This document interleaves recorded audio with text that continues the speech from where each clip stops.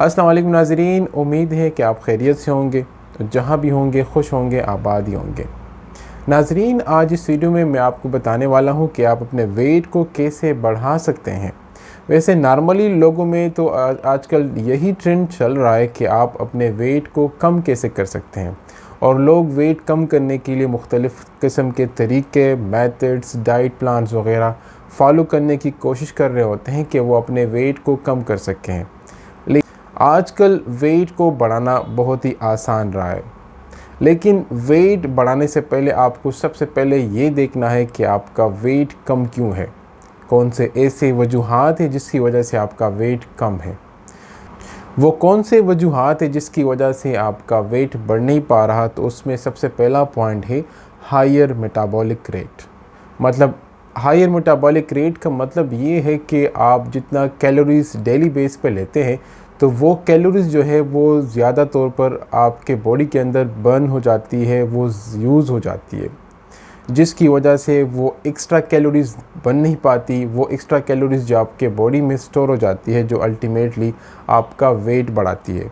तो जब आप एक्स्ट्रा कैलोरीज़ बर्न करेंगे तो ऑटोमेटिकली आपका वेट नहीं बढ़ेगा। तो हायर मेटाबॉलिक रेट की वजह से आपका वेट बढ़ नहीं पाता। दूसरा है फैमिली हिस्ट्री। मतलब ये कि आपके फैमिलीज़ के अंदर जो है जितने भी लोग हैं या जितने भी हज़रात हैं, वो जो है वो ज़्यादा या तो नॉर्मल वेट के होते हैं, या अंडर वेट होते हैं, या लोअर वेट होते हैं, जिसकी वजह से आप भी लोअर वेट वाले होंगे। तीसरा है फ़िज़िकल एक्टिविटीज़। कुछ लोग जो हैं वो फ़िज़िकली बहुत एक्टिव रहते हैं।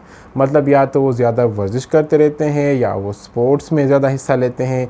इसके अलावा वो रोज़मर्रा के हिसाब से बड़े एक्टिव होने की वजह से उनका वेट जो है वो बढ़ नहीं पाता। चौथा है स्ट्रेस या डिप्रेशन। ये वो वजूहात है कि अगर किसी बंदे को स्ट्रेस या डिप्रेशन है, तो अगर स्ट्रेस या डिप्रेशन किसी को होगा तो उसका जो वेट बढ़ने का चांस है वो कम होगा। क्यों? क्योंकि स्ट्रेस और डिप्रेशंस में एक तो बंदे को भूख भी नहीं लगती, और अगर भूख लग भी जाती है तो उनकी जो कैलोरीज़ है वो डेली बेस पे इतने कैलोरीज़ नहीं ले पाते, और इसके साथ साथ जो है उनके बॉडीज़ के अंदर जो मेटाबॉलिक रेट होती है और उनके बॉडीज़ के अंदर जो एसिमिलेशन और अब्जॉर्प्शन का जो प्रोसेस है वो अच्छा नहीं रहता। आप जो खाना खाते हैं वो सही तौर पर आपके बॉडी के अंदर जज़ब नहीं होता, और वो आपको उतना फ़ायदा नहीं देता जो फ़ायदा आपको होना चाहिए।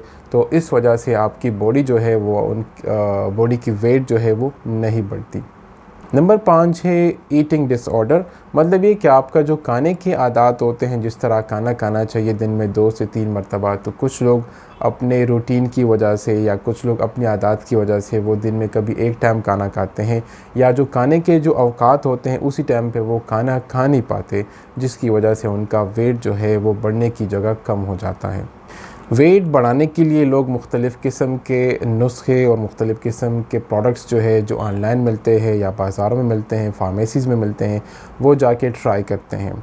मैं आपको यहाँ पे क्लियर करता चलूँ कि अगर आप फार्मेसी से आइटम लेते हैं, प्रोडक्ट्स लेते हैं, या इसके साथ साथ किसी भी मुस्तनद न्यूट्रिशनिस्ट से या डॉक्टर्स या फार्मासिस्ट आपको प्रिस्क्राइब करता है, तो इट्स ओके। लेकिन आपने ऑनलाइन या किसी का आजमाया हुआ फार्मूला या नुस्खा ट्राई नहीं करना, क्योंकि हर बॉडी, हर एक जिस्म एक दूसरे से मुख्तलिफ होता है।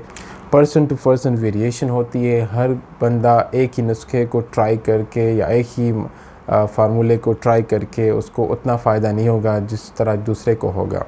और हर बॉडीज़ जो है वो हर एक प्रोडक्ट्स को और हर एक केमिकल सब्सटेंस को रिएक्ट करती है। तो अभी मैं आपको कुछ सिंपल जो है मेथड्स जो है ना वो यहाँ पे आपको बयान करने वाला हूँ, जिसको आप अपना करके अपने वेट को बढ़ा सकते हैं।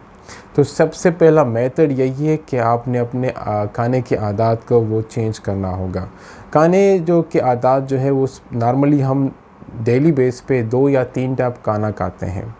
यहाँ पे हमने क्या करना होगा कि हमने 5 से 6 मरतबा खाना खाना होगा उन लोगों के लिए जिनका वेट कम होता है। क्योंकि वो लोग जिनका वेट कम होता है वो 2 से 3 टाइम के टाइम जो होते हैं खाने के, उसमें वो उतना खाना नहीं खा पाते जितना उनको ज़रूरी होता है, जितना उनको डेली बेस पे उनकी रिक्वायरमेंट होती है, वो उतना नहीं खा पाते हैं।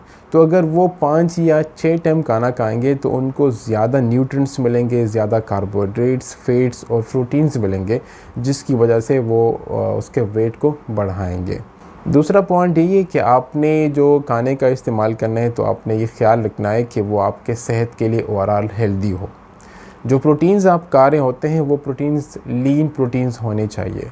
लीन प्रोटीन्स में जिस तरह फ़िश हो गई, जिस तरह एग्स हो गई और साथ में चिकन, ये लीन प्रोटीन्स जो होते हैं ये आपके बॉडी को नुकसान भी नहीं पहुंचाते। आपके बॉडी को जितने प्रोटीन्स डेली बेस पे चाहिए वो आराम से आपके बॉडी को मिल पाते हैं। लीन प्रोटीन्स के अलावा आपने कम्प्लेक्स कार्बोहाइड्रेट्स को यूज़ करनी है। कम्प्लेक्स कार्बोहाइड्रेट का मतलब ये है जिस तरह होल ग्रेन्स होती है, जिस तरह सीरियल्स वगैरह, इन्हीं डाइट्स का, इन्हीं फूड का अगर आप इस्तेमाल करते हैं तो आपके बॉडी पे एक अच्छा असर आएगा और आपको ज़्यादा चांसेस मिलेंगे कि आपका वेट बढ़ जाए। तीसरा पॉइंट ये कि कुछ लोग, कुछ हज़रात जो है वो सॉफ्ट ड्रिंक्स का ज़्यादा इस्तेमाल करते हैं। सॉफ्ट ड्रिंक्स में जिस तरह पेप्सी, 7 अप, कोका कोला वगैरह, इसमें होता क्या है कि इसमें जो है वो शुगर की मिक़दार बहुत ज़्यादा होती है।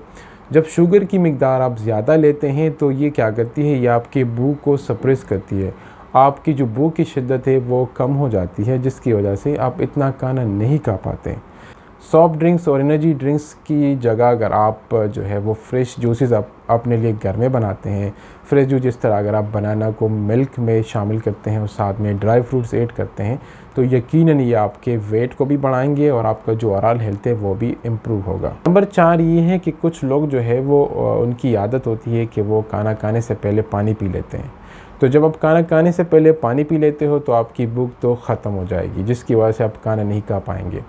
और दूसरी बुरी आदत ये होती है कि अक्सर लोग खाना खाने के यकदम 1 या 2 गिलास पानी पी लेते हैं। अगर आप खाना खाने के फ़ौरन बाद पानी पीते हैं तो वो आपका खाने का जो डाइजेशन प्रोसेस है वो डिस्टर्ब होगा। पॉइंट नंबर 5 है एक्सरसाइज।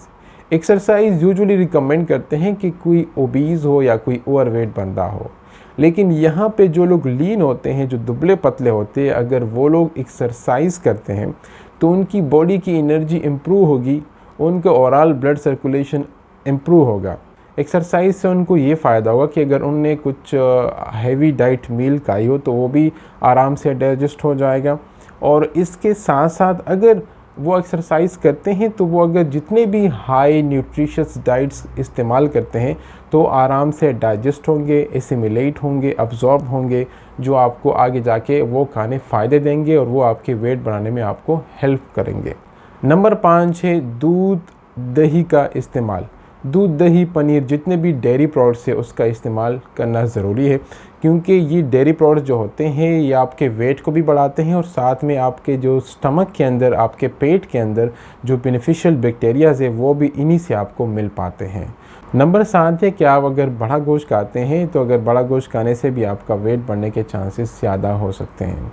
बड़ा गोश्त आपको अपने कैपेसिटी के हिसाब से खानी चाहिए। हर बंदे की अपनी अपनी कैपेसिटी होती है, जो भी जितनी भी अपनी कैपेसिटी के लिहाज से अब बड़ा गोश्त खाएगा तो उसका भी वेट बढ़ने के चांसेस बढ़ सकते हैं। नंबर 8 है वे प्रोटीन्स और मास गेनर्स।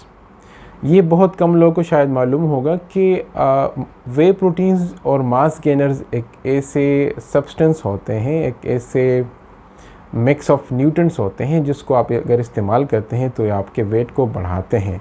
लेकिन जब भी आप किसी भी फार्मेसी में या किसी भी ऐसी हेल्थ शॉप पे चले जाए जहाँ पे आपने वे प्रोटीन्स या मास गेनर लेनी हो तो काइंडली पहले अपने आप को इसके असरात से, इसको कैसे इस्तेमाल करना है और इसको इस्तेमाल करने के जो ड्यूरेशंस है और इसके साथ साथ कैसे इसको इस्तेमाल किया जाए पूरे डिटेल लेनी चाहिए और इसको बिल्कुल तरतीब से यूज़ करनी चाहिए।